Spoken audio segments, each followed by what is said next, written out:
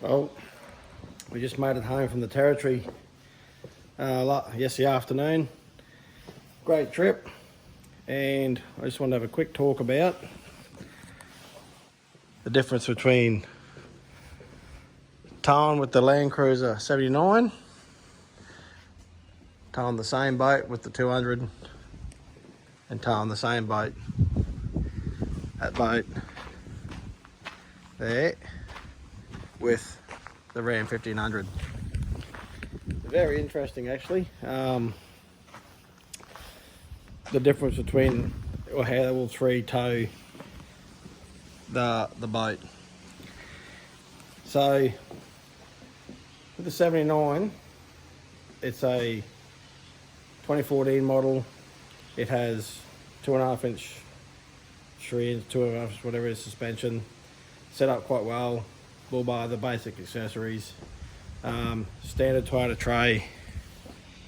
Has a bit of exhaust on it, a bit of other stuff, and the Ram you would have been through. So towing the boat, the car itself, when towing, gets up and goes all right, like as far as that goes. But when you're at say 100 k's an hour and you want to overtake, and you just put the foot down in fourth gear, go around a car, it does nothing. It has very little wind up power, whereas the auto in the 200, you punch it, it drops back, it just takes off and goes round. Ram does the same thing, punches off, but with the manual, you just flatten it, it just does nothing. You have to wait for it to build up energy to go around, which is actually very daunting to get used to compared to the auto in both the cars, where you just floor it and it just drops back and goes around. That was a very learning curve with it. Also, the braking ability of the Land Cruiser 79 in its standard form is absolutely woeful. I mean, woeful. It's just you put the brakes, that trailer has very good brakes, and it just takes so long to slow down, and understeering, when you're putting underfoot the brakes, it wanders. It wanders like this. Yes, it probably could do with a bit more adjustment on the caster correction stuff like that, but it is actually appalling. So I was very, very shocked about that. But whereas the Ram has brakes well, the 200 brakes well. What else?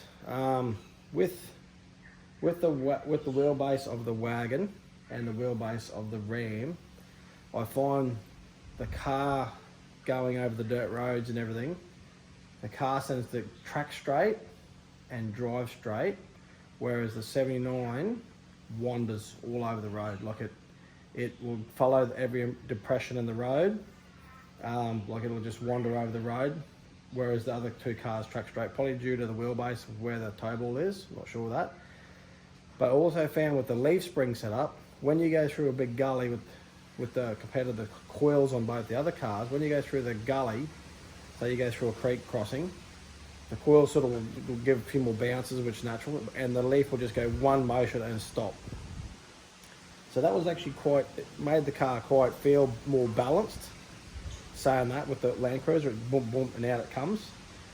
But if there was a square edge bump, it was also very harsh. So it's compromised there. So it did handle this way well, I would say. And the Land Cruiser 200 and the Ram, they wobble more this way, but they handle this way well, and that fishtail like that. So it's to do with obviously the wheelbase and the setup of the car. We'll say I'm driving at 100 k's an hour, that the manual gearbox sits on the 100, 105, 100 k's and doesn't change gears or anything like going up and down hills. It'll just drop back a little bit. And that was actually very pleasing to drive, instead of the constant change, up change, down change, due to the hill traffic. The manual would definitely just hold that very well in towing. And you appreciated the no change in gear thing, but when it come time to accelerate around a car, the manual was hard to deal with. It just had no power. There was no just punch. There was no punch, even if you dropped it back, there was no punch to go. you had to actually rely on it to build up and go around. Far as the room goes, compared to the two vehicles, it is what it is. There's not much room in a Land Cruiser at all. The front seats were quite good, sitting in it, how he's got it set up in there. Yeah, but with the yeah, it's just so full of gear. There's just no room in there. Just full, very tight for room. Didn't have much gear in the back, just a few fridges, bit of light shit in there. It's not like it was overloaded or anything. About the same as we'd put in the Ram. A few swags and whatnot. Trailers are the same weight. Trailer's just the whole Funburn trailer. Yeah, so I was sort of, with the vehicle, I was sort of impressed with the way it definitely rode the gullies and stuff. Was not impressed with the steering, was not impressed with the braking, and the power could obviously all be upgraded.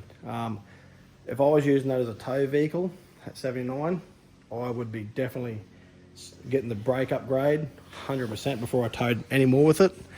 And I would also definitely be doing make sure the caster correction, everything would be on the money, and it definitely needs more power. It needs a lot more power. It's definitely lacking in the tow part of it. Not down through the bottom end, through creeks, nothing like that.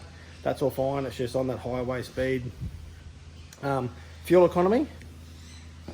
That car gets around 21s. That car gets 200 gets around 23s. That car gets around 19s to 21s. There's no difference in fuel. You're talking a couple of bucks each fill up. Same on fuel. So 79 standard form, same on fuel. 200 same on fuel. Petrol V8 5.7 Hemi, same on fuel. No difference there whatsoever. You're talking about minimal.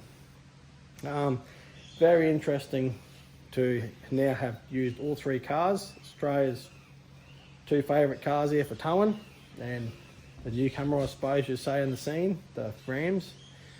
Petrol 5.7 Hemi. My preference, if I was to buy a car today, and I've owned that car, and if I had to buy a car today to tow, it would be the Ram. Absolutely. It's got a lot more room. It does handle the dirt a lot better, as far as corrugations and that goes. Correct setup again. The 200 would be next, and the 79. If I was to have a 79, it would be you'd have to spend. I see why people got to spend that money on it. You definitely have to have it remapped, bigger turbo, whatever you're going to do to it. You definitely have to have the suspension upgraded. You definitely have to have the brakes upgraded, without a doubt, and you have to put a very confident set of back springs in it to get to hold that car balance, because anything squats in the arse makes it worse to handle. It has to have that level form. The wagon, it's the same thing. With that, you can run it quite standard. The motor's got enough power, even though it's a similar engine. It's got enough power. You definitely have to have a suspension package on this to handle that weight from that boat trailer. And the Ram's the same. You have to have a suspension package. The motor's fine. The gearbox is fine. And yeah, but towing using all three cars and towing the 79, I would say would definitely be least my favourite. I really find it so hard for people to choose it as a touring vehicle. It's just not comfortable. It's just not. It's a short circuit run. There's no way you'd be buying that 79 and decking that out to take your family on a big trip. It's impractical. It really is. There's no room in the back, minimal room for the front to put your stuff. Wagon's got a lot more room for kids, for back seat stuff. The comfort's there. And the Ram's got a bigger space again, which you've all seen on my video, how it's not that much bigger. Yeah, so I'd find it as a basic quick trip ute, definitely not a tourer. It's far from comfortable. Even doesn't matter how much money you spend on it and do whatever you got to do. But anyway, that's my thoughts on 5,000k trip into the Northern Territory of Australia. There's all three vehicles here. ones that they all talk about. Yeah, it was an interesting tow actually. It was an interesting test. But the ram's dead. The ram's done a back wheel bearing, so there it is there. So that needs a diff upgrade now, because me doing what I do to this car, to these trolling through the things, that's failed the back wheel bearing due to big gullies, loads, whatever it may be. So there's the first weak point in it. The Land Cruiser's weak point's the brakes. I believe it's just nearly virtually unsafe to even drive that car, towing that load the way it is. You have to do something about it. It's only got 80,000 Ks at this car. Toyota Land Cruiser brakes, but yeah, I actually find it's almost to the borderline of dangerous or unsafe. Yeah, I can't believe they actually passed the brake test at all, towing. Yeah, so anyway, that's my thoughts on it all. So now I'm in the process of buying get a diff upgrade from J-Max in Australia. About to rig up things, so the ram missed out on the trip. Had to sit right there while we took the 79. So you can all make comment on it or whatever, but as you know, I do use this car for a bush towing rig. Was ashamed to leave it sit here and not take it on the trip with the canopy and everything, but it wasn't a showstopper. Yeah, so they failed down there in the bearing area. I'm pleased that I actually found it. Got it checked out and got it found far before I went on the trip. Could have been catastrophic. And yeah, so we found it. So it's just, if you're going to do things to all these cars, you need to keep an eye on your stuff. If you push them past their boundaries or use them So, and also on this last trip, we just saw a bloke with a 79 had all broken wheel studs. Same thing. He was lucky to not have a catastrophic failure. I had some wheel studs for him, which was great. And yeah, the wagon's the same. So Matthew's just gone through from all the years of dirt work. He's just put in these J-Max rods, all these control arms. He's just done the same thing. They all get wet, just stretched and bent, and he's in the process of upgrading it all. It's done its hard work in Australia. If you use these cars, which is what we do for remote work, you have to keep an eye on it and just keep an eye on your stuff and make sure that it's make sure you're on top of your maintenance. Make sure, just look for things busted, cracks, chassis cracks. Just, yeah, if any of you to do these types of trips, you should all be in the same boat. Keep an eye on your stuff, keep it checked out, keep on top of it, and you'll have hassle-free trips. All right, that's my thoughts on the 79 and all the difference between the three vehicles, towing on about a 5,000 K fishing trip through the northern end of Australia. Thanks for watching. Dunburn Fishing out.